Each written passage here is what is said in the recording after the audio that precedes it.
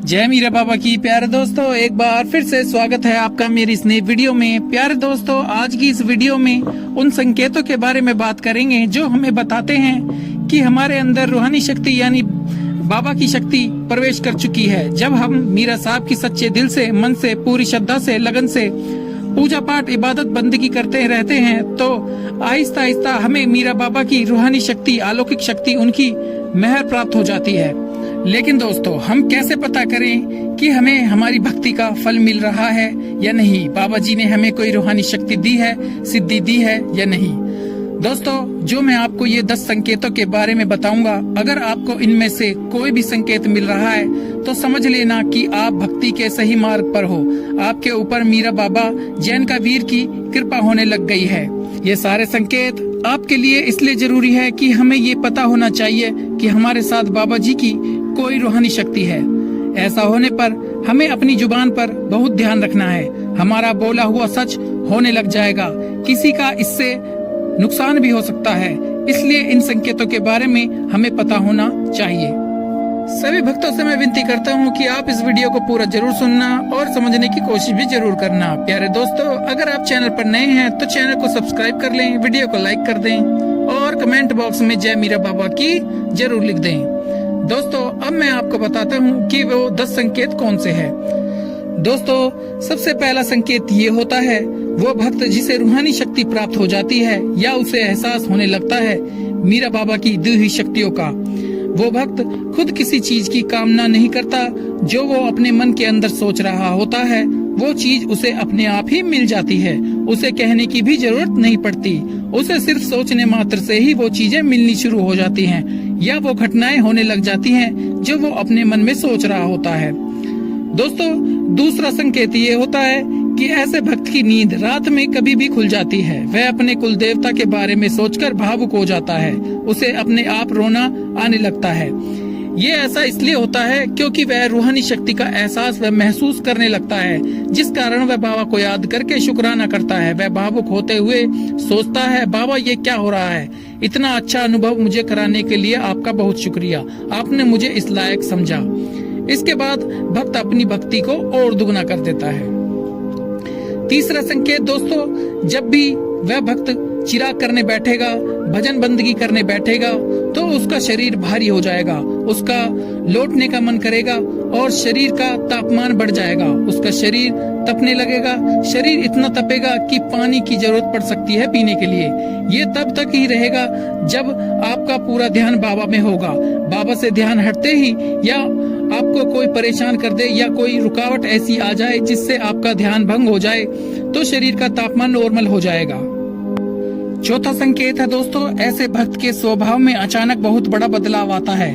अगर उसमें कोई बुरी आदत है तो वह उसे छोड़ देता है और उसके खाने पीने में भी बदलाव आ जाता है। मानो जैसे वो पहले बाहर की चीजों का बड़ा शौकीन होता था, लेकिन उसके बाद वह घर का खाना खाएगा।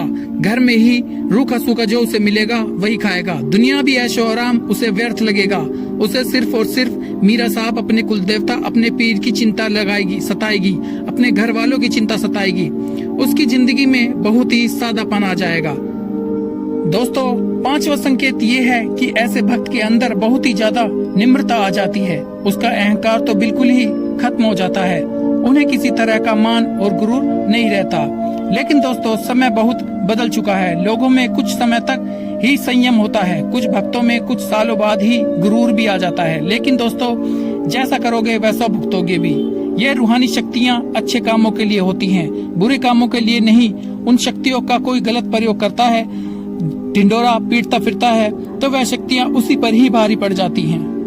दोस्तों, छठा संकेत ये होता है कि उस भक्त की मन की अंदरूनी आंख खुल जाती है। वह दूसरों के बारे में अपने आप ही जानने लग जाता है। उसे इतना पता चल जाता है कि कौन उसका अपना है, कौन पराया है, कौन उसे आगे चलकर धोखा देगा। ये सब के बारे में उसे पहले ही पता लग जाता है। उसकी मानसिक शक्ति इतनी ताकतवर हो जाती है कि वो सामने वाले व्यक्ति का झूठ और सच जान लेता है। अब दोस्तों, सातवां संकेत ये होता है, कुदरती चीजों जैसे जीव जंतु, पेड़ पौधे, पशु पक्षी उसे पसंद आने लगते हैं।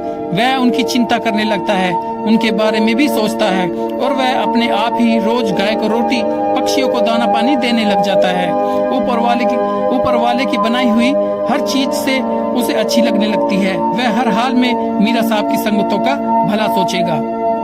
अब दोस्तों 8वां संकेत ये होता है कि ऐसे भक्त का मन अंदर से शांत हो जाता है। वो हर समय एक तरह का सुकून महसूस करता है। वह अपने मन की शांति से मीरा साहब की संगत को भी समझाने का प्रयत्न करना शुरू कर देता है कि कैसे मन को शांत रखा जा सकता है। आगे जाके वह एक अच्छा गुरु भी साबित हो सकता है। अब दोस्तों 9वां संकेत ये होता है कि उसके पास बुरे लोगों को भी सीधे रास्ते पर लाने की ताकत आ जाती है। जैसे कि हम अपने मन की ऊर्जा से किसी भी बुरे से बुरे व्यक्ति का मन बदल सकता है। मीरा साहब के जिनके कुल देवता है, पर कोई भक्त अगर कहीं गलत राह पर भटक रहा है तो उसे सही रास्ते पर ला सकता है, उसे अपनी तरफ खींचता है, उसकी सोच को बदल सकता है। अब दोस्तों 10वां संकेत ये होता है, वो भक्त अपने अंदर सोच रखता है कि ये शरीर एक दिन नष्ट हो जाना है। जितनी भी जिंदगी मिली है उसे बाबा मीरा साहब की भक्ति में, उनकी सेवा में लगाना है और वह सोचेगा कि इस शरीर के नष्ट होने के बाद उसके साथ अच्छे कर्म दान पुण्य ही जाएंगे।